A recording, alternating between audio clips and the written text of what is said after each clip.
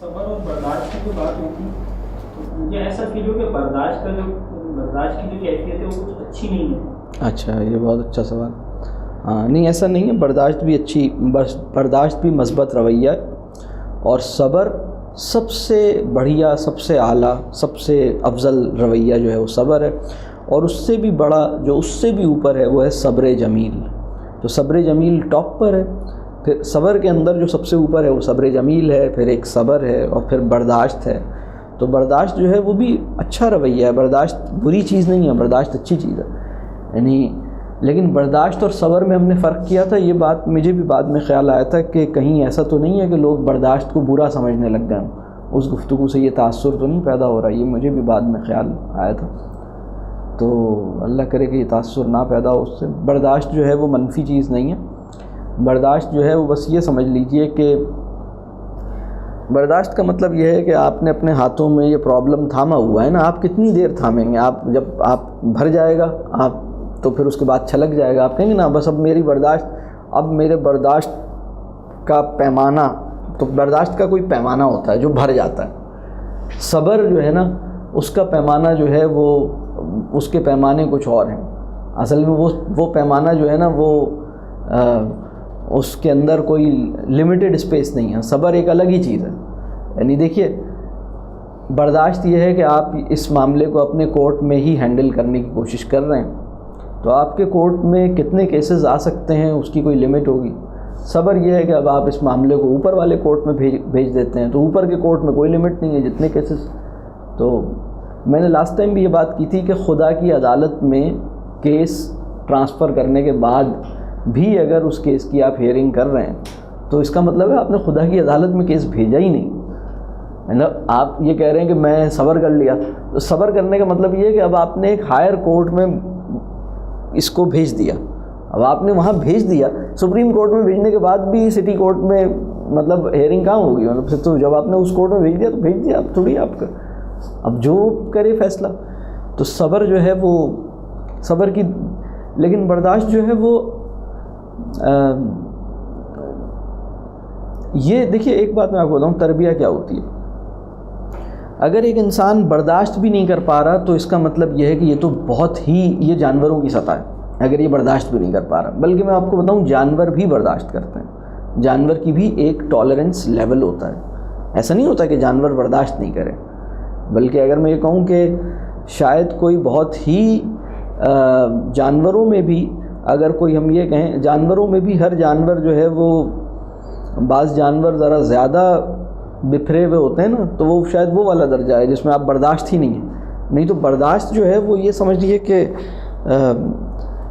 اس بچے پر، اس انسان پر کچھ کام ہوا ہے جب یہ تھوڑا سا برداشت کر رہا ہے. اس کی تربیت اور اچھی ہوئی ہے تو یہ صبر کر رہا ہے.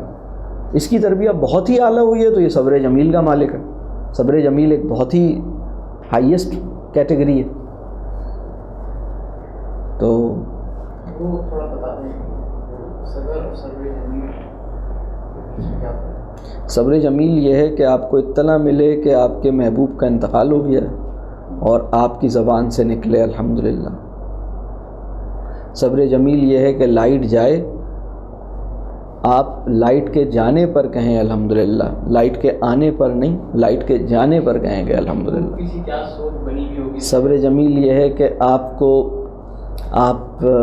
راستے میں نکلیں اور آپ 48 ڈگری سینٹی گریڈ ہو، سخت لو چل رہی ہو اور آپ کی زبان سے نکل رہا ہو الحمدللہ علی کل حال. آپ کی باڈی لینگویج بتا رہی ہو، آپ کو چوٹ لگے اور آپ اس پہ الحمدللہ کہیں. اب یہ کس وقت ہوتا ہے؟ یہ اس وقت ہوتا ہے، دیکھیں علم کا جو کہہ لیجئے ایسنس ہوتا ہے نا، وہ ہوتا ہے تناظر کا درست رہنا یا پرسپیکٹو کا ٹھیک ہونا. یہ علم کا ایسنس ہوتا ہے. نالج سب کے پاس ہوتی ہے لیکن پرسپیکٹو سب کا ہر وقت ٹھیک نہیں ہوتا. یہ بہت ممکن ہے کہ نالج کے باوجود پرسپیکٹو غلط چل رہا ہو، اور یہ بھی ممکن ہے کہ نالج تو کم ہو، پرسپیکٹو درست ہو. یہ بات سمجھ آ رہی ہے؟ یعنی میں دنیا کو میں اسی طرح دیکھوں جس طرح دیکھنا چاہیے، مسائل کو اسی طرح دیکھوں جس طرح دیکھنا چاہیے۔ اب آپ کو چوٹ لگی اور آپ نے کہا الحمدللہ، یہ اس وقت ہوگا جب آپ کا پرسپیکٹیو درست ہوگا، اور وہ پرسپیکٹیو یہ ہے کہ الحمدللہ میرے گناہ جھڑ گئے۔ جب آپ کو چوٹ لگتی ہے تو آپ کے گناہ جھڑ جاتے ہیں۔ آپ کو اس تکلیف پر اگر آپ شکایت نہیں کرتے، ناراض نہیں ہوتے، راضی رہتے ہیں، وہ تکلیف جو اس دنیا میں آپ کو ملتی ہے اس پر اگر آپ راضی رہتے ہیں، شکایت نہیں کرتے، ناراض نہیں ہوتے، تو اس دنیا میں آپ کو اس کا ایک اجر مل جاتا ہے۔ جب گرمی اور لو تیز ہوتی ہے تو آپ کبھی سوچیں نا کہ جو بہت تیز گرمی یا جو جیسے ہم ہیٹ ویو کہتے ہیں، کبھی ہم نے اس بات کا شکر ادا کیا کہ اس کی بدولت آتش جہنم سے گھبرانے کی توفیق ہمارے اندر پیدا ہو سکتی ہے۔ یعنی وہ لوگ جو سرد ممالک میں رہتے ہیں انہیں دوزخ کی آگ سے اتنی جھرجھری تو نہیں آتی ہوگی نا جتنی انہیں آتی ہوگی جو نوابشاہ میں رہتے ہیں۔ یعنی تو یہ اللہ کا ایک انعام نہیں ہے کہ اس نے آپ کو ایک تھوڑا سا یعنی آپ کو گرمی کا ایک فلیور دیا اس سطح پر جو آپ کے لیے قابل برداشت ہے، جو ہیومن باڈی بیئر کر سکتی ہے، اس کے اندر آپ کو ایک ہیٹ کا، ایک گرمی کا، ایک تو ہم ایک آتھر ہیں گائے ایٹن، انہوں نے ایک اپنی کتاب میں، مسلمان ہیں یہ اور بہت بڑے آدمی ہیں، انہوں نے اپنی ایک کتاب میں اپنے ایک واقعے کا ذکر کیا۔ یہ انڈیا گئے اور وہاں پر انہوں نے، شاید میں نے یہ واقعہ سنایا، پتہ نہیں کبھی نہیں سنایا، انہوں نے کہا کہ اور ان کی طبیعت خراب ہوئی، ان کے بزرگ نے جو ہے، اب وہ اپنا تعلق بتا رہے ہیں کہ کسی سے یہ ملنے گئے تھے اور وہاں ان کے شیخ تھے، اور یہ پرانی بات ہے، کوئی 60s یا 50s کا کوئی واقعہ ہے، اور انہوں نے جس دن انہیں واپس جانا تھا، اپنے سفر کرنا تھا، اپنے ملک آنا تھا، تو ان کی طبیعت اس سے 1-2 دن پہلے خراب ہو گئی، اور اتنی خراب ہو گئی اور اتنی بخار اور بیماری، طبیعت ایسی ہو گئی کہ سفر کینسل کرنا پڑا، اور پھر ادھر ہی پھر انہیں رکنا پڑا۔ تو انہوں نے جو دوسری شہر میں ان کے شیخ تھے ان کو خط لکھا کہ بھائی میں یہ سچویشن ہوئی ہے اور اب میری طبیعت اتنی خراب ہے اور میں ابھی ادھر ہی ہوں اور ابھی میں گیا نہیں ہوں۔ وہ دوسرے شہر میں تھے، یہ جس شہر سے انہیں جانا تھا یہ دوسرے شہر میں تھے۔ تو ان کے جو شیخ تھے ان کا جواب میں خط آیا، اور انہوں نے خط میں پہلا جملہ یہ لکھا، انہیں مبارکباد دی کہ مجھے پتہ لگا کہ آپ اتنی زیادہ آپ کو طبیعت خراب ہوئی، تو آپ پہلے تو مبارکباد قبول کیجئے۔ اس کے بعد پھر تو انہوں نے کہا کہ میں ایک الگ ہی کیفیت میں چل رہا تھا، اور جب میں نے وہ خط پڑھا اور پہلا جملہ تھا کہ مبارکباد قبول کیجئے، میں ادھر ہی رک گیا اور میں سوچنے لگا، اور پھر اس جملے نے مجھے یہ جملہ صحیح پرسپیکٹیو میں لے آیا، اور اس کے نتیجے میں میری جو ہے نا میں اور پھر انہیں وہ بہت ساری چیزیں، چونکہ وہ خود بھی لرنڈ آدمی تھے، قابل آدمی تھے، تو انہیں بہت ساری چیزیں یاد آئیں کہ جب ایک مومن جو ہے وہ بیمار ہوتا ہے اور وہ بہت سخت بیمار ہوتا ہے، یا یعنی بہت سخت بخار کی حالت میں ہوتا ہے، اور وہ اس کے اوپر اللہ کا شکر ادا کرتا ہے اور وہ اس پہ اللہ سے راضی رہتا ہے اور حرف شکایت اپنی زبان پر نہیں لاتا، تو اس کے گناہ بالکل جھڑ جاتے ہیں۔ یہ کسی حدیث کا مفہوم ہے۔ تو انہیں وہ پوری یاد آئی اور انہوں نے کہا کہ اب مجھے جو ہے نا، اب مجھے آرام آ گیا، یہ اس کے بعد مجھے تکلیف نہیں لگی مجھے اب، حالانکہ میری بیماری تو تھی لیکن اب مجھے اس بیماری میں اور اس تکلیف میں مجھے اس تکلیف میں راحت تھی۔ تو جب تکلیف میں راحت اصل میں ایک پرسپیکٹیو ہوتا ہے جس کے نتیجے میں آپ کو ملتی ہے، تو وہ جب پرسپیکٹیو آپ کو صحیح پرسپیکٹیو میں پہنچ جاتے ہیں، یعنی ہم اپنے کانٹیکسٹ میں کہتے ہیں ایمانی تناظر، جب ہم اپنے ایمانی تناظر یا اپنے پرسپیکٹیو آف فیتھ میں جا کر چیزوں کو دیکھتے ہیں، انالائز کرتے ہیں، تو پرابلم نہیں لگتا۔ جیسے آپ کو ایک چوٹ لگی تو آپ کا جو ہے وہ آپ کو بیمار ہوتے ہیں تو آپ کے گناہ جھڑتے ہیں، آپ کا بالکل ایک الگ پرسپیکٹیو ہوتا ہے، آپ کہتے ہیں ٹھیک ہے میرے اوپر جو ایک مشکل آئی ہے تو یہ مشکل میرے لیے کسی آسانی، یعنی مسلمان جو ہے وہ کبھی کسی صورت میں بھی نقصان میں نہیں رہتا۔ دیکھیے اگر آپ نے لوگوں کے ساتھ کوئی معاملہ کیا ہے اور لوگوں نے کوئی بزنس آپ کر رہے ہیں اور لوگوں نے آپ کا شیئر یا آپ کا حق آپ کو دے دیا تو آپ کو اس دنیا میں فائدہ ہو گیا. لیکن اگر آپ کا حق آپ کو نہیں دیا تو آپ کو اس دنیا میں فائدہ ہو گیا. تو آپ کا نقصان تو ہو ہی نہیں سکتا نا. مسلمان کا نقصان تو ممکن ہی نہیں ہے. یا ادھر فائدہ ہو جائے گا یا ادھر فائدہ ہو جائے گا. تو صبر جمیل جو ہے نا وہ اس پرسپیکٹو کے اندر اپنی ایمانی تناظر سے مستقل چمٹے رہنے کے نتیجے میں حاصل ہوتا ہے. آپ کو یعنی مثال کے طور پر آپ کہتے ہیں کہ بھئی جس چیز پہ میرا رب راضی ہے اس پہ میں بھلا کیسے ناراض ہو سکتا ہوں. تو جب آپ کی یہ کیفیت ہے تو آپ راضی ہو جائیں گے. آپ کہیں گے مطلب آپ کو پتہ لگا کہ جیسے میں یعنی آپ کے محبوب کا انتقال ہوا اور آپ نے کہا کہ الحمدللہ, تو الحمدللہ اسی وقت کریں گے جب آپ کی یہ کیفیت ہوگی. نہیں تو آپ غم سے نڈھال ہو جائیں گے. آپ دوسری کیفیت کیا ہے؟ دوسری کیفیت یہ ہے کہ آپ اللہ سے ایکسٹریم دوسرا آپ اللہ سے لڑیں گے, آپ ناراض ہوں گے, آپ کہیں گے یا اللہ میں نے تیرا کیا بگاڑا تھا, میں ہی ملا تھا تجھے, میں نے کیا کیا تھا کہ میں تو تیری نمازیں بھی پڑھتا ہوں, میں تو تیری عبادت بھی کرتا ہوں, میں تو یہ بھی کرتا ہوں, میں تو وہ بھی کرتا ہوں, میں نے تو اتنی آیت کریمہ کے بھی ختم کر لیے, میں نے تو یہ بھی کر لیے, میں نے تو اتنے قرآن پڑھے, پھر بھی میرے ساتھ یہ ہوا تو میرے ساتھ کیوں ہوا؟ تو یہ شکایت والی کیفیت ہے. دوسری کیفیت جو ایکسٹریم پر ہے وہ یہ ہے کہ بس یعنی کیا میرا اس سے بھی زیادہ بھلا مطلب یعنی جو میرے رب نے میرے لیے چاہا ہے کیا اس سے بھی زیادہ بھلا میرا کسی اور چیز میں ممکن ہے؟ آپ اس کیفیت میں چلے جاتے ہیں. اب آپ یہ پرسپیکٹو کے درست ہونے سے ہوتا ہے. یعنی جس حال میں یعنی سب سے اچھا حال وہ ہے جس میں رب مجھے رکھنا چاہتا ہے. سب سے اچھا حال وہ نہیں ہے جس میں اپنے آپ کو رکھنا چاہتا ہوں. رب اور میرا تعلق ایسا ہے کہ رب یہ چاہتا ہے کہ میں جو کچھ چاہتا ہوں وہ اس کے آگے بیان کر دوں. لیکن جو کچھ میں چاہتا ہوں میں اس کے آگے بیان کرتا ہوں, لیکن جو میرا درست ایمانی تناظر مجھے اپنی دعاؤں پر ضد کرنے سے باز رکھتا ہے. یعنی چونکہ میں درست ایمانی تناظر میں ہوں نا, آپ اپنی ہر بات پوری پیش کر دیتے ہیں اللہ سے, لیکن وہ پھر آپ کے لیے جو پسند کرتا ہے اسے قبول کر لیتے ہیں. تو یہ صبر جمیل یہ چیز ہے. اور برداشت یہ ہے کہ آپ ٹھیک ہے, آپ کو کوئی چیز ناگوار ہو رہی ہے, آپ اسے محسوس کر رہے ہیں, آپ اسے برداشت کر رہے ہیں, آپ اسے تو برداشت آپ ایک حد تک ہی کر سکتے ہیں. اس کا ایک تھریش ہولڈ ہوگا, اس کا ایک پوائنٹ ہوگا جہاں پر آپ کا پیمانہ اصل میں وہ صبر کا پیمانہ نہیں ہوتا, وہ برداشت کا پیمانہ ہوتا. وہ غلط جملہ ہم استعمال کرتے ہیں کہ میرے صبر کا پیمانہ لبریز ہو گیا.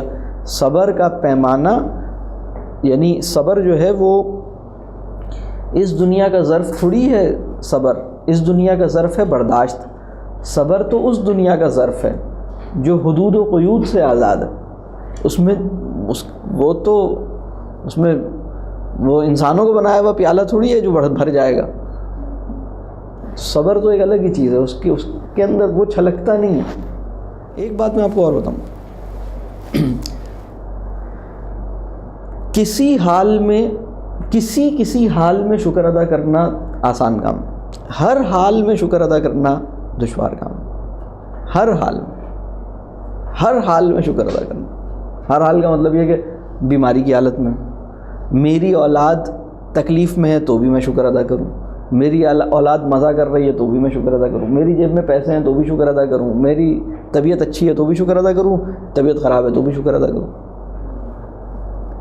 میرے مشکلات آ رہی ہیں تو بھی شکر ادا کروں, آسانیاں آ رہی ہیں تو بھی شکر ادا کروں. ہر حال میں شکر ادا کرنا مشکل کام ہے. حالانکہ شکر جو ہے وہ تو ہر حال میں کرنا ہے نا. یہ جو شروع میں بات ہوئی تھی کہ جس بندے کی ایموشنل نیڈ پوری نہ ہوئی ہے وہ اس عمل سے بھی محروم ہو جاتا ہے, مطلب وہ اس کے لیے مشکل ہوتا ہے, ادا کرنا بھی مشکل, اس کے لیے مشکل ہو جاتا ہے. جس کی ایموشنل نیڈز پوری نہیں ہوئی ہیں اس کے لیے بہت دشواری ہے. میں آپ کو بتا رہا ہوں خدا سے تعلق میں بھی دشواری ہے. حالانکہ اب آپ دیکھیے, میں آپ کو دلچسپ بات بتاؤں, جس کی ایموشنل نیڈز پوری نہیں ہوئی ہوتی وہ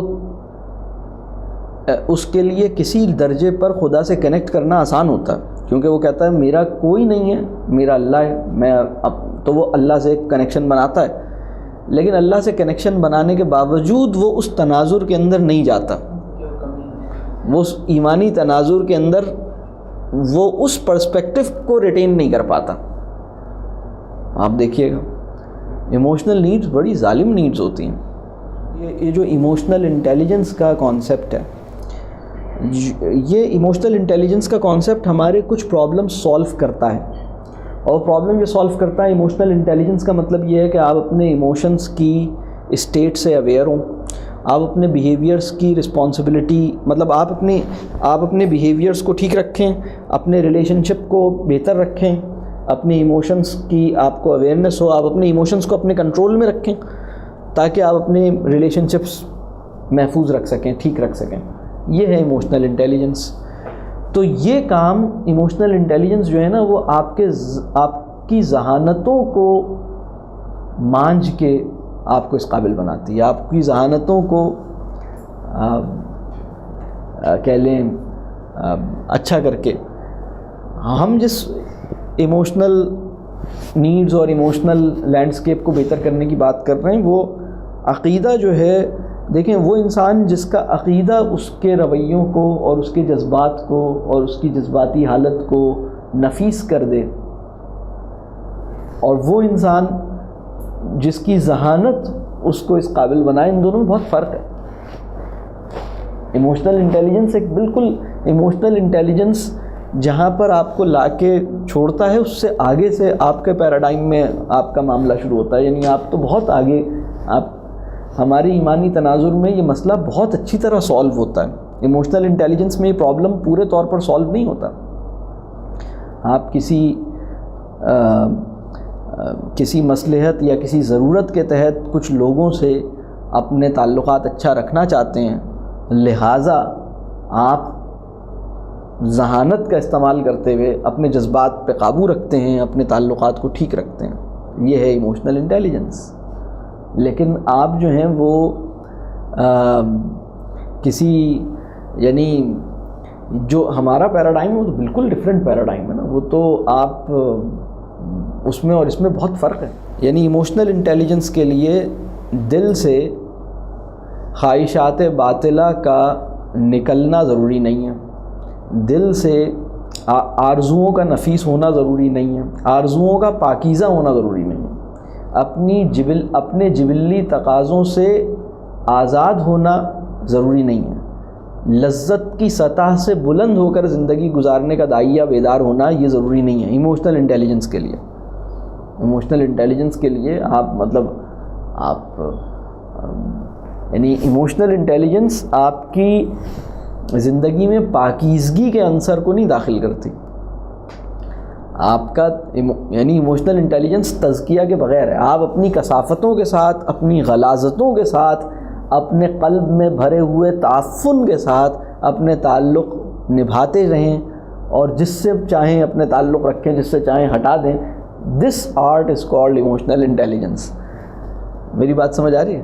یعنی ایموشنل انٹیلیجنس آپ کی عصمتوں کا تحفظ نہیں کر پائے گی. ایموشنل انٹیلیجنس کسی معاشرے میں پاکیزگی کے عنصر کو پروان نہیں چڑھا سکتی. ایموشنل انٹیلیجنس کسی ضرورت اور مصلحت کے تحت میرے اور آپ کے تعلق کا تحفظ ممکن بنائے گی. یہ میں اپنے ارادہ ذہنی سے ممکن کروں گا، اپنے قلب کے تزکیے سے ممکن نہیں کر رہا. آپ کے پیراڈائم میں جو آدمی صحیح آدمی ہوتا ہے اس کا تو قلب ٹھیک ہوتا ہے نا. یہ تو وہ آدمی ہے جو دوسرے کے لیے وہ پسند کر رہا ہے جو اپنے لیے پسند کرتا ہے. یہ تو وہ آدمی ہے جو آپ اس کے ساتھ اگر زیادتی کرتے ہیں تو یہ معاملہ اللہ کے سپرد کر کے آپ کی اس زیادتی کو بھول سکتا ہے. یہ بڑے سے بڑے غم کو پی سکتا ہے اس وجہ سے کہ ٹھیک ہے اگر اللہ نے میرے لیے یہ پسند کیا ہے تو مجھے قبول ہے. یہ بڑے سے بڑے غم کو پی سکتا ہے، یہ بڑی سے بڑی قربانی کو دے سکتا ہے. یہ یعنی تبوک کے موقع پہ پانی کا ایک کہہ لیں گھونٹ جو ہے وہ دوسرے کی خوشی کی خاطر ایثار کے لیے پیش کر سکتا ہے. یعنی اور وہ نہیں پہلے اسے پلا دو، پہلے اسے پلا دو، پہلے اسے پلا دو، اور تینوں نے جو ہے وہ نام اپنی جان جو ہے وہ سپرد کر دی. یہ جس لیول کی یعنی جو اخلاق عقیدے کی اور قلب کے درست ہونے سے پیدا ہوتے ہیں اور جو اخلاق ایموشنل انٹیلیجنس سے پیدا ہوتے ہیں، ان دونوں میں زمین آسمان کا فرق، زمین آسمان کا فرق. آپ ایک بنیے کے اخلاق کو اور آپ ایک اس انسان کے اخلاق کو جس نے اپنا ہر معاملہ اللہ کے سپرد کر رکھا ہے، جو کیمرے کے بغیر بھی اپنے عمل کو ٹھیک رکھے ہوئے ہے. یعنی جس کے وہ اپنے عمل کو اس لیے نہیں ٹھیک کرتا ہے کہ کیمرے کی آنکھ دیکھ رہی ہے، وہ اس لیے یعنی وہ اپنی تنہائیوں میں بھی اس احساس سے معمور ہے کہ میرا رب جو ہے مجھے اس حالت میں دیکھ رہا ہے، تو اپنے معاملات ٹھیک رکھتا ہے.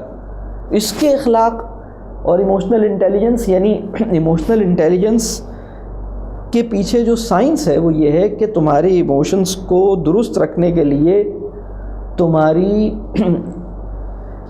خواہشات نفس کا محاسبہ ضروری نہیں ہوتا ہے ایموشنس کو درست رکھنے کے لیے، بلکہ ایموشنس کو درست رکھنے کے لیے اس کا انٹیلیجنس کے تابع ہونا ضروری ہوتا ہے. اپنے ایموشنس کو اپنے انٹیلیجنس کی کنٹرول میں دو. یہ ہے مغرب کا پیراڈائم. اپنی خواہشات کا جائزہ لو کہ یہ خواہش کتنی ٹھیک ہے.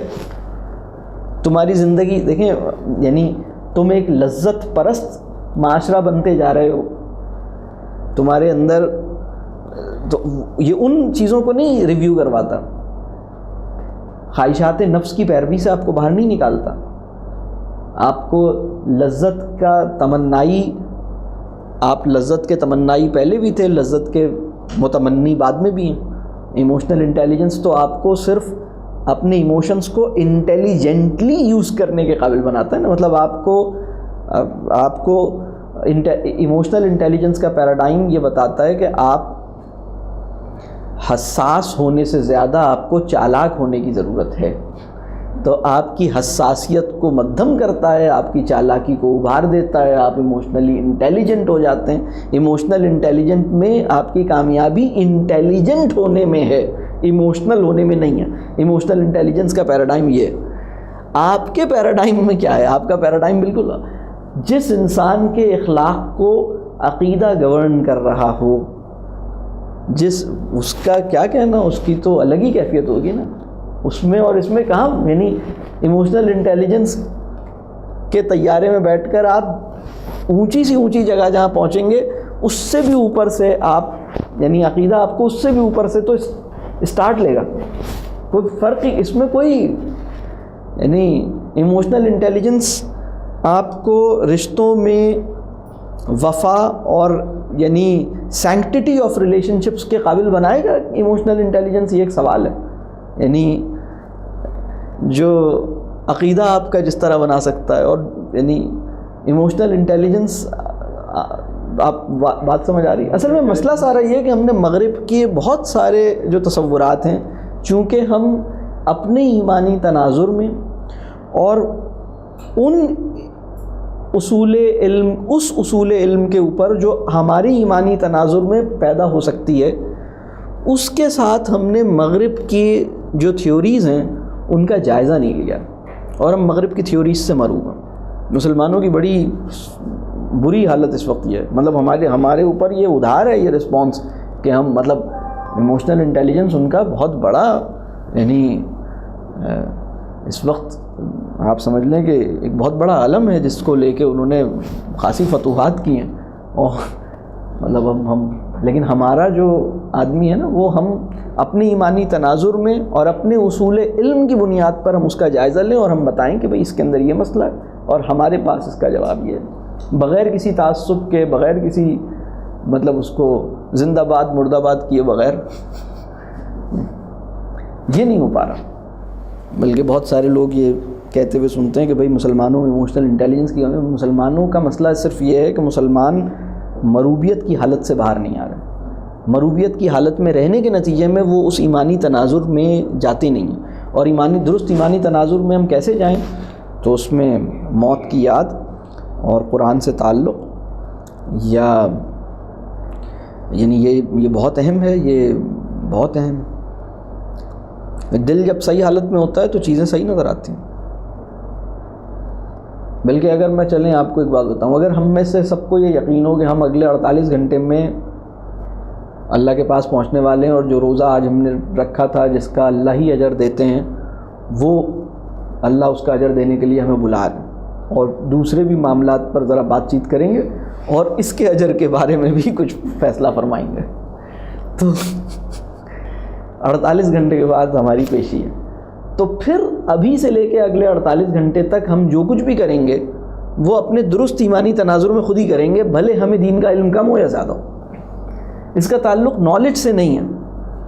ہو سکتا ہے کہ آپ کے پاس کل 4 حدیثیں آپ نے پڑھی ہوں، ممکن ہے صرف 3 صورتیں آپ کو یاد ہوں، کوئی زیادہ آپ کو نہ دعائیں یاد ہیں، نہ کوئی دین کا علم ہے، نہ کچھ ہے، لیکن معاملات آپ کے بالکل ٹھیک ہو جائیں گے۔ اس لیے کہ اب آپ اپنے آپ کو پتہ ہے 24 گھنٹے کے بعد، 48 گھنٹے کے بعد، 48 آورس کے بعد میری پیشی ہے، اور اس روزے کا رب نے کہا تھا کہ میں ہی دوں گا اجر، یہ اور دوسری چیزوں کے بارے میں بھی رب نے یہی کہا تھا کہ اس کا بھی فیصلہ میں نہیں کرنا ہے، تو اس سب چیزوں کی میرے پیشی ہونی ہے۔ تو اب مجھے جو ہے نا بالکل ٹھیک چلیں گے ہمارے معاملہ۔ تو موت کی یاد ہمیں بالکل ایسا کر دیتی۔ کیا خیال؟ قرآن کا جو سب سے بڑا کام ہے، یعنی اصل میں یہ یہیں پر ایک اور بات بھی ہمیں سمجھنی چاہیے، قرآن جو ہے نا وہ ایک عام کتاب نہیں ہے، بلکہ قرآن جو ہے نا وہ کلام پہلے ہے اور کتاب بعد میں۔ قرآن جو ہے، کیونکہ قرآن جو ہے وہ اصل میں کلام کی کتابی فارم ہے، تو اٹ از یہ ہمارے، اور دوسری بات یہ کہ ہمارے ساتھ پرابلم یہ ہے کہ ہم بھول جاتے ہیں نا، تو ہمیں بار بار اگر کوئی قرآن اس طرح، کوئی سورہ اس طرح پڑھے نا کہ دیکھیں مغرب میں ہم علوم کس طرح پڑھتے ہیں، ہم دیکھتے ہیں کہ بھئی ہم نے ایک کتاب پڑھی اور ہم سوچتے ہیں اس میں ایک اصول ہمارے ذہن میں چل رہا ہوتا ہے، یار اس میں نئی بات کیا ہے۔ کبھی آپ نے دیکھا، آپ کوئی کتاب پڑھتے ہیں، کوئی ورک شاپ اٹینڈ کرتے ہیں اور ہم کہتے ہیں اس میں نئی بات کیا ہے، اس میں کچھ نیا نہیں تھا، کچھ نیا تھا یا نہیں تھا۔ نیا جتنا نیا ہوتا ہے اتنا ہمارے لیے سیٹسفائنگ ہوتا ہے، جتنا نیا نہیں ہوتا، اگر وہی پرانی بات ہوتی ہے تو ہم کہتے ہیں یار اس میں تو نیا کچھ تھا ہی نہیں۔ تو اگر آپ نئے کی تلاش میں اگر کوئی سورہ بقرہ پڑھ چکا ہے اور سورہ دخان پڑھ رہا ہے تو اسے پتہ لگے گا کہ سورہ دخان میں نیا تو کچھ، مطلب اگر آپ بہت ساری صورتیں پڑھیں گے آپ کہیں گے، اگر میں آپ سے صرف ایک سوال کروں کہ یہ بتائیے کہ کیا اس میں کوئی ایسا مضمون ہے جو پیچھے فلاں سورہ میں بیان نہ ہوا ہو، تو آپ مشکل سے ملے گا آپ کو کوئی نیا مضمون۔ آپ کہیں گے نیا مضمون تو نہیں ہے، اور تقریباً وہی باتیں ہیں، حضرت موسیٰ کی بات بھی پہلے بھی آ چکی ہے، فلاں بات بھی آ چکی ہے، حضرت آدم کا قصہ بھی آ چکی ہے، فلاں چیز بھی آ چکی ہے، آپ کہیں گے نئی بات تو ہی نہیں، اس میں کچھ نیا ہے یا نہیں؟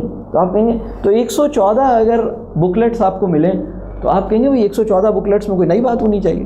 دوسری بات یہ کہ جس طرح کتاب لکھی جاتی ہے کہ مطلب اس سارے موضوع کو اس کتاب میں کر دیں، اس سارے موضوع کو اس کتاب میں کر دیں، اس سارے موضوع کو اس کتاب میں، بیویوں سے کیسے معاملہ کرنا ہے، شوہر بیوی کے تعلق پہ ایک الگ ہی چیپٹر کر دیں، اور نماز کے بارے میں الگ کر دیں، جہاد کے بارے میں الگ کر دیں۔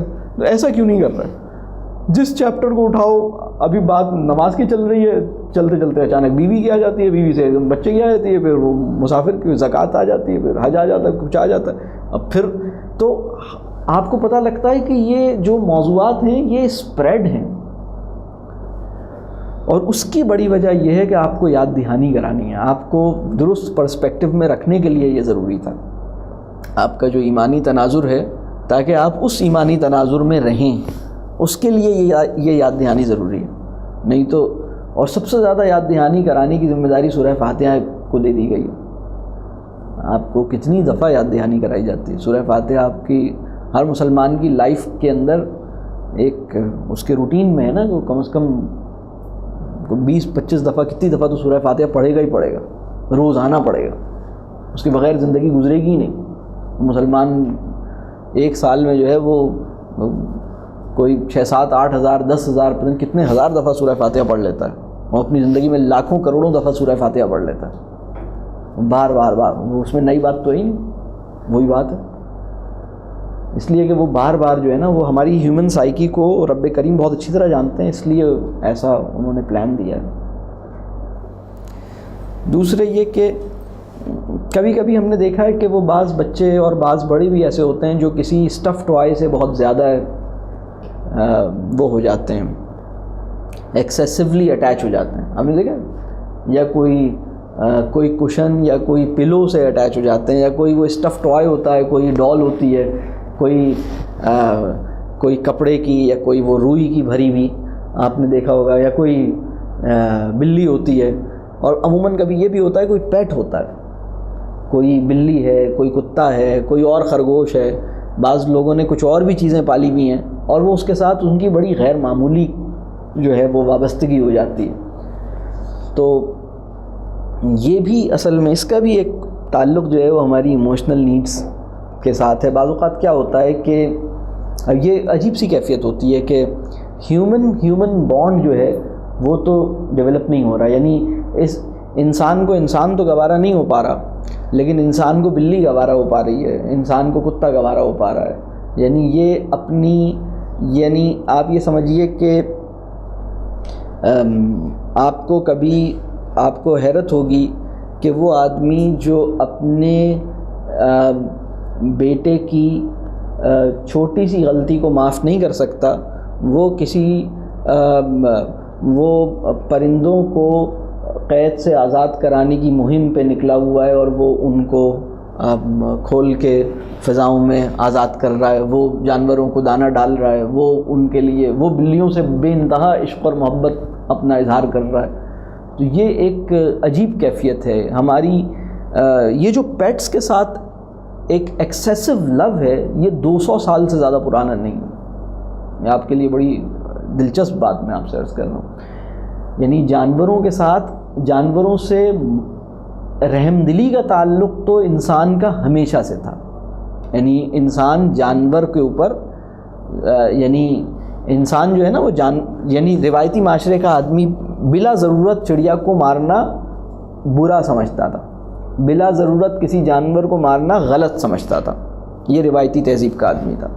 لیکن جانور کو دیکھیں اس وقت مغرب کے اندر، یورپ کے اندر 70 سال کے بعد کسی بھی انسان کا سب سے بڑا سہارا جو ہوتا ہے وہ ایک کتا ہوتا ہے. اس کی بیوی اس کو چھوڑ جاتی ہے، اس کی اولاد اسے چھوڑ جاتی ہے، اس کے بہن بھائی اسے چھوڑ جاتے ہیں، اس کے دوست احباب اسے چھوڑ جاتے ہیں. ایک کتا ہوتا ہے جو اس کے ساتھ رہتا ہے. اور یہ جو پیٹ کے ساتھ جو پیٹ لو ہے، یا پیٹ کے ساتھ جو بہت زیادہ اس طرح کی ایک تعلق ہے، ہوتا یہ ہے کہ جب کسی انسان کی ریلیشن شپ کی بھوک پوری نہ ہوئی ہو، یعنی تعلق اس کا نہیں بنا ہو، اس کی ایموشنل نیڈز بھی پوری نہ ہوئی ہوں. ریلیشن شپ جو ہے نا وہ ایموشنلی سیٹسفائنگ ایکسپیرینس ہوتا ہے. تو پھر اس کے اندر اب وہ اس کی خواہش تو ہے کہ وہ کسی بانڈنگ کی خواہش تو اس کی ہے. اب وہ انسان کے ساتھ نہیں ہو رہی، لیکن وہ کسی جانور کے ساتھ ہو رہی ہے. تو وہ اینیمل ہیومن بانڈ جو ہے اس کا فینومینا کوئی 150 سال، یعنی 200 سال سے بھی کم ہے، 150 سال تقریباً آپ لگائیے، جس میں بانڈنگ یعنی جس کے لیے وہ اس کی فکر کر رہا ہے. اور اگر بلی مر گئی ہے تو اس کے اوپر وہ اس طرح سے اداس ہے جس طرح سے گھر کا کوئی فرد کا انتقال ہو گیا ہے. اور وہ بہت زیادہ اس کا جو ہے وہ، اور اس میں وجہ یہ ہوتی ہے کہ جب ہم کسی ایسے جانور کو اپنے سایہ عاطفت میں لے لیتے ہیں تو ہمیں ایسی تسلی اور ایسا اطمینان ہونا شروع ہوتا ہے، ہمارے لیے اتنا سیٹسفائنگ ہوتا ہے کہ جو ایموشنل نیڈز. ایک بات اور آپ کو بڑی دلچسپ بتاؤں کہ رب کریم نے ماں کو اپنی ایموشنل نیڈز پوری کرنے کے لیے ایک اور میکینزم بھی عطا کیا ہے. ماں جب اپنے بچے سے بے انتہا محبت کرتی ہے تو یہ بھی اس کے اپنے لیے بھی سیٹسفائنگ ہوتا ہے. یعنی بہت ساری عورتیں ایموشنلی ڈسٹربڈ ہوتی ہیں، جب ان کے یہاں اولاد ہوتی ہے تو وہ ایموشنلی اسٹیبل ہونا شروع ہو جاتی ہیں. ایک ان کی لائف میں ایک چینج آتا ہے، اس لیے کہ ان کو دیکھیے محبت، جیسے میں آپ سے کہہ رہا تھا کہ دینے کا عمل ہے، محبت جو ہے وہ دینے کا عمل ہے. اور جو سیلف لیسنس وہ اپنی اولاد سے اپنی بانڈنگ کے نتیجے میں دکھاتی ہیں، اس کے نتیجے میں ان کو ایک تسکین ملتی ہے. تو بہت سے لوگوں کے لیے اس میں بھی ایک امپروومنٹ کا عنصر ہوتا ہے. ہو سکتا ہے کہ وہ جزوی ہو، وہ کلی نہ ہو، مکمل طور پر وہ اس کے پرابلمس کو ریزالو نہ کرے. بالکل اسی طرح جب وہ کسی اینیمل سے، کسی بلی سے یا کسی کتے سے اٹیچ ہوتا ہے، وہ بہت زیادہ اٹیچ ہوتا ہے، تو وہ اس کے لیے بڑا سیٹسفائنگ ہوتا ہے کہ وہ کسی کی تو یعنی ٹھیک ہے میرا کوئی نہیں ہے تو کیا ہوا، میں کسی کا تو ہوں، کوئی تو ایسا ہے جس کے لیے میں میٹر کرتا ہوں. یہ والی بات کہ کوئی ایسا ہے جس کے لیے میں میٹر کرتا ہوں، میرا کسی سے ایک تعلق ہے، ایک بڑی عجیب بات ہے، بڑی انسان کی اتنی اہم ضرورت ہے. اور آپ دیکھیے کہ اچھا اسی کے اندر وہ لوگ جو ایموشنلی ڈسٹربڈ ہوتے ہیں، وہ کبھی کبھی اس وقت دنیا میں یہ والے کیسز بھی ہوتے ہیں کہ آپ نے اپنے پیٹ کو ہرٹ کیا. آپ نے بلی پالی ہوئی ہے، لیکن جس دن آپ کا موڈ خراب ہے اس دن آپ نے بلی سے بڑا جو ہے نا وہ بیڈ بیہیو کیا، اور آپ نے جو ہے نا بڑا رف، آپ نے بڑی زیادتی کی، آپ نے اس کو بڑا تنگ کیا. اور کچھ لوگ اپنے پیٹ کو اریٹیٹ کر کے بھی خوش ہو رہے ہوتے ہیں، اور وہ اپنے پیٹ کو ٹرین کر رہے ہوتے ہیں، کیونکہ جس طرح کا اس دن ان کا موڈ ہے اس طرح وہ اپنے پیٹ کے ساتھ معاملہ کرتے ہیں. اور ایسے واقعات اب یورپ میں تو بہت عام ہو گئے ہیں کہ جس میں وہ کسی آدمی نے جانور پالے ہوئے ہیں، اور جس دن اس کا موڈ خراب ہوا اس نے جانور کے ساتھ کوئی بدسلوکی کی، اس کو نقصان پہنچایا، اور اس طرح کے بھی واقعات ہیں، اس طرح کی بھی چیزیں. ایک الگ ہی قسم کی دنیا جو ہے وہ بننے جا رہی ہے. ٹھیک ہے جناب، چلیں، بہت شکریہ. دعاؤں کی درخواست اللہ تعالیٰ آسان کرے اور اللہ تعالیٰ قبول کرے آپ کی محنت کو. السلام علیکم ورحمۃ اللہ وبرکاتہ.